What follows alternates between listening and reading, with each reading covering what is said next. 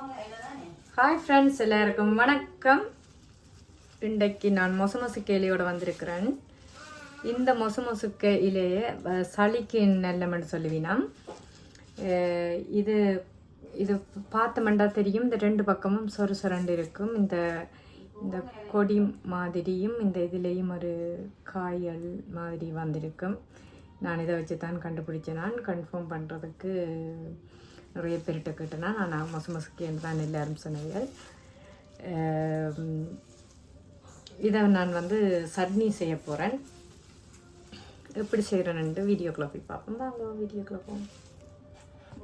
Okay, இப்போ நான் இந்த மொசுமொசுக்கையை க்ளீன் பண்ணி வடிவா கழுவி எடுத்து வச்சிருக்கேன். பிறகு இப்போ வெங்காயம், சின்ன வெங்காயம், மற்றது 2 பச்சை மிளகாய், கொஞ்சம் கருவேப்பிலை, சரி. பிறகு கொஞ்சம் தேங்காய்ப்பூ. இது ஃப்ரெஷ் இல்லை, நான் ஏற்கனவே திருவி ஃப்ரிட்ஜில் இருந்தது.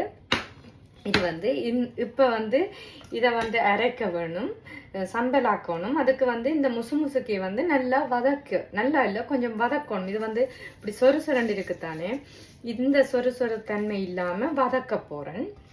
வதக்கிட்டு இன்னொன்று தேவை எலுமிச்சம்புளியும் உப்பும். அது நான் அரைக்க தான் சேர்ப்பேன். இப்போ இதை எப்படி வதக்குறேன்னு உங்களுக்கு காட்டுறேன். ஓகே, இப்போ சட்டி அடுப்பில் வச்சுட்டு அடுப்பை கொஞ்சம் குறைவாகத்தான் வச்சு வதக்கணும். முதல் சட்டி காய்றாக்க கொஞ்சம் ஏழியில் வச்சிருக்கிறேன். ஏழியில் வச்சு சட்டி சூடாகட்டும். ஓகே, இப்போ சட்டி சூடாகிட்டுது. இப்போ கொஞ்சமாக ஒரு எண்ணெய் விடுறேன். சரி, எண்ணெய் கொஞ்சம் காஞ்சிட்டுது. என்னென்ன சட்டி சூடாந்தோடைய டக்குன்னு காஞ்சிட்டுது. பார்த்தீங்களா, படப்படன்னு சத்தம் வச்சுங்க. இதுதான் இந்த தண்ணி இந்த இலையோட சேர்ந்து எண்ணெயில் கடைக்க கேட்கும். கேட்காதுங்க.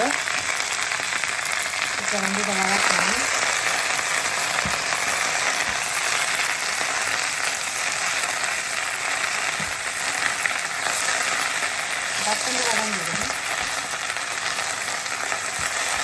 இந்த மொசுமொசுக்கையில் வதங்கிறதுல அந்த ஸ்மெல் வருது.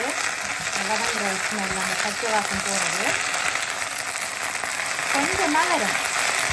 வதங்கி இப்படி கொஞ்சமாக வரும். இப்படி நான் சொன்ன மாதிரியே கொஞ்சமாக வரும்.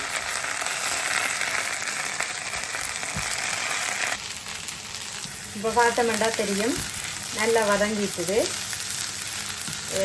வதங்கினா பிறகு இந்த இப்படி கொஞ்சமாக வரும். இப்போ அடுப்பு ஆஃப்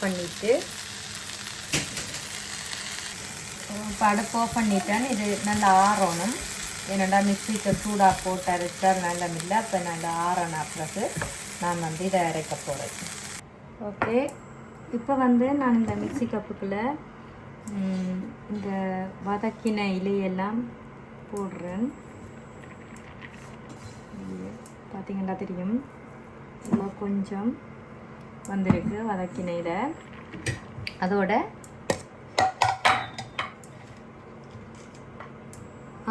நான் வெங்காயம், சின்ன வெங்காயம் போடுறேன்.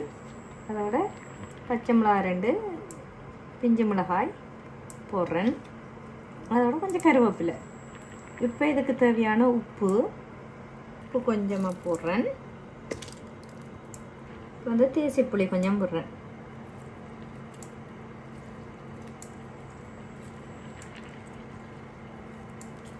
இன்னொன்று போடணும், தேங்காய்ப்பூ.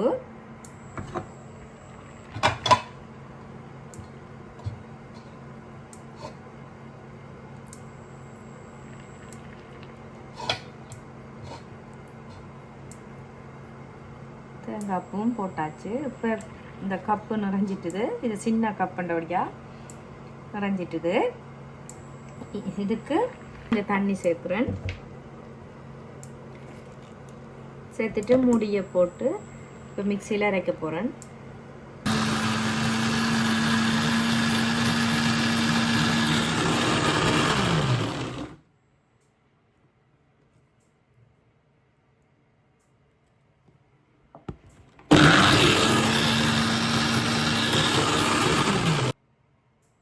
வச்சிட்டேன். இதை வந்து திறந்து பார்ப்போம்.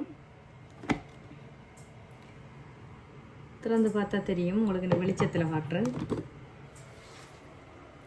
திறந்து பார்த்தோம்னா தெரியும் எப்படி நல்ல சட்னியாக வந்துட்டு.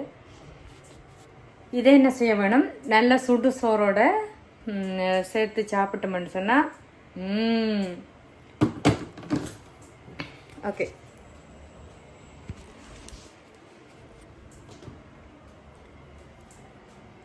இப்போ பார்த்தோம்னா தெரியும் எப்படி வந்துட்டுதான்னு சொல்லி. இந்த முசுக்க சம்பலை நாங்கள் சுடுசோரோட சேர்த்து சாப்பிட்டோம்னு சொன்னால் எங்களோட தடிமேல் சளிகளுக்கெல்லாம் ஒரு நல்ல ஒரு மருத்துவமாக இருக்கும். ஓகே, இந்த வீடியோ உங்களுக்கு பிடிச்சிருக்கும்னு நினைக்கிறேன். இந்த வீடியோ பற்றின கருத்துக்களை எனக்கு கமெண்ட்டில் பதிவு செய்யுங்க. இன்னும் ஒரு வீடியோவில் சந்திக்கிறேன். நன்றி. பாய் பாய்.